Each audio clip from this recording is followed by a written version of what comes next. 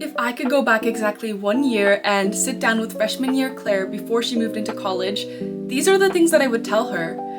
I mean, not like bring more command hooks or buy those Celsius powder sticks, although I'd tell her that too. I mean the things that actually would have changed my freshman year. So, if you're about to start college or still figuring it out, I hope at least one of these things saves you a little bit of stress. Number 1, you do not need to have your life figured out in October. When I got to Stanford, it felt like everyone knew exactly what they wanted to do. Future surgeons, startup founders, VC people, researchers, Olympians, and meanwhile, I was just pulling out my Google Maps thinking, oh wait, where's my next class? How do I get there? But it turns out that almost no one actually knows. People just become really good at looking like they know. And honestly, freshman year isn't the year where you commit to one path anyway. In my opinion, the most important thing you can be doing is collecting information. Every coffee chat, every conversation, every club meeting, every class, those are all data points helping you figure out what you actually enjoy doing. You want to know your options before you truly commit, and you also want to spend some time figuring out what you actually want to pursue. It's so much better trying something new freshman year and maybe switching your intended major than waiting until junior year and wishing you'd switched earlier. Number 2, coffee chats are ridiculously overpowered. If I could give one career tip, it would be coffee chat, and coffee chat some more. So, a coffee chat is an informal conversation you have with someone, maybe an upperclassman, a professor, an alum, a professional, where you ask them about their experience, career path, and get some advice.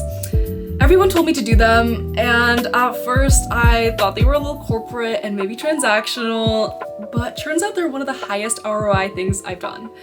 I mean, upperclassmen know which professors are amazing, which clubs are worth applying to, they know how recruiting works, they know internships, research, opportunities, classes. They've literally made all the mistakes already. And here's the secret. Most people love talking about themselves. So if you ask thoughtful questions, most people genuinely want to help. You begin to realize that opportunities often come from these coffee chats and personal connections as opposed to applications. For example, an upperclassman I coffee chatted in the fall connected me with a PI for the lab that I now work at, and the PI then connected me with another upperclassman in the lab who gave me an opportunity to work as a clinical coordinator this summer through a coffee chat. So this might be bad news for introverts, but you kinda gotta talk to people. Number 3, reach out to every lab.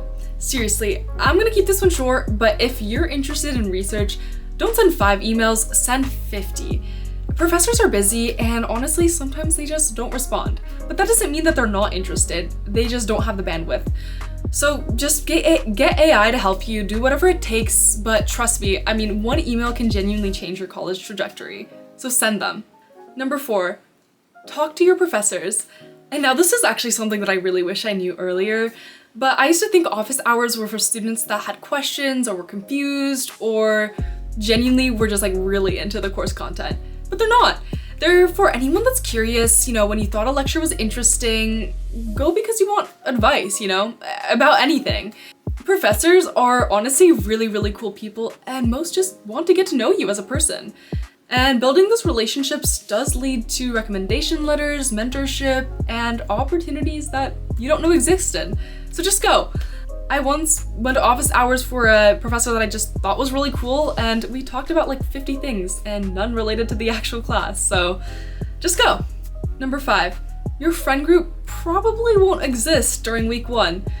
This honestly stressed me out at first. You see people eating together, walking together, posting together, and it feels like everyone has found their people except you.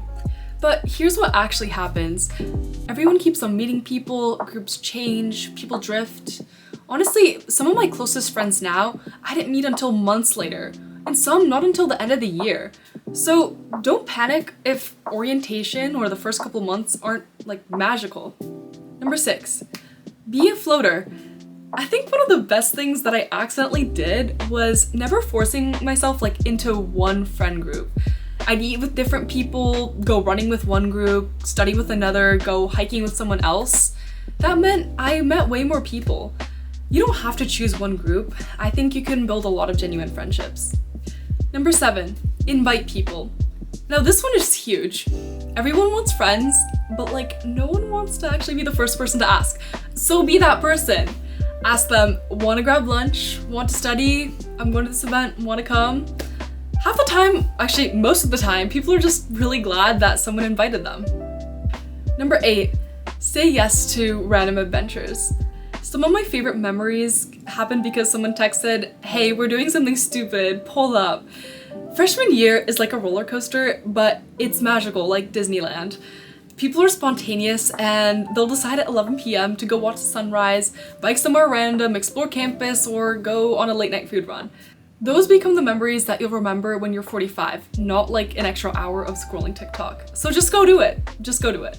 Number 9, confidence is basically a cheat code. College is honestly one giant game of pretending like you know what you're doing. Everyone is LARPing. The club leaders, the freshmen, the sophomores, even the seniors. Confidence opens a lot of doors. Not arrogance though. Just believe you're allowed to be in the room and other people will see it. For example, once I walked into a meeting for med school faculty and I'm, the only undergrad there, I'm a freshman, and I just introduced myself, told them why I was there, and they didn't question it. So confidence opens doors. Number 10, make yourself memorable. You're going to meet hundreds of people, literally hundreds, and you're going to be asked the same questions hundreds and hundreds of times, and people are gonna ask you the same questions hundreds and hundreds of times. What's your name? What's your major? Where are you from? You're going to forget people's names and people are gonna forget yours.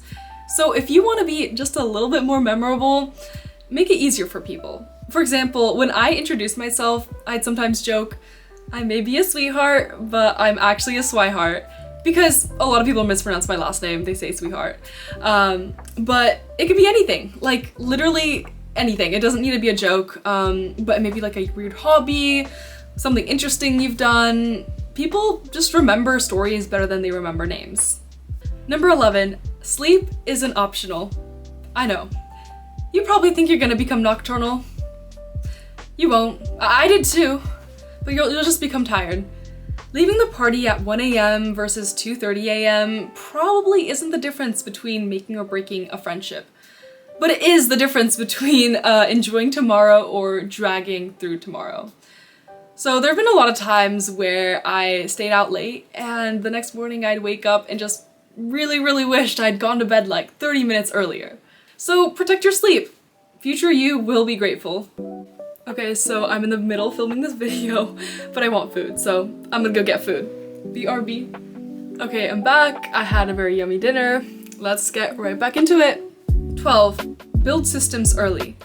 Freshman year starts deceptively slow at first, but then everything just like happens at once. Club applications, midterms, events, recruiting, research. Without a system, things disappear. So use Notion, Apple Calendar, Google Calendar, Apple Reminders, a notebook. It doesn't matter what it is, just have a system that works for you and make sure you're used to it by the time things are rolling. Number 13, you're not behind. Guys, this honestly might be the biggest one, and it's something that I struggle with a lot and a lot of other people I know struggle with as well. Someone will always have more internships, better grades, more friends, startup research followers, whatever. Comparison honestly never ends, and you can always look up the ladder. Also, like, someone's highlight reel tells you absolutely nothing about their actual life, and their LinkedIn doesn't really either. So run your own race. There's a lot of other people running at exactly your pace, and it also helps to feel really grateful for what you have been able to accomplish. Not everyone has the same start line. Some people have had to start further back than you, and just being grateful for the opportunities that you have and what you have been able to accomplish. Yeah. Number 14. College goes by unbelievably fast. I know everyone says this, and I know it's cliche. I rolled my eyes too. Then suddenly freshman year was over. So take pictures, guys, take pictures. Film the super, super random moments. Like, I swear, whip out your camera when you and your friends were eating pizza in your dorm room at 2 a.m. Call your family. Watch sunsets. Walk around campus with headphones in once in a while. I'm back in my hometown this summer, and I miss those everyday moments at college. Like laughing with friends in the dining hall, biking across campus during golden hour, and late night talks with my roommates. Being away from college has made me realize how much there is to cherish. If you're about to start freshman year, you're gonna miss opportunities, you might be rejected, but so will everyone else. Freshman year is never going to be perfect, but genuinely, it can be so much fun and you're gonna learn so much. Honestly, my freshman year was probably one of the best years of my life. I hope at least one of these tips is going to make that process a little bit easier.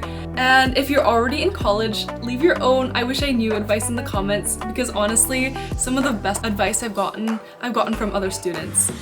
Thanks for watching, and I'll see you in the next one!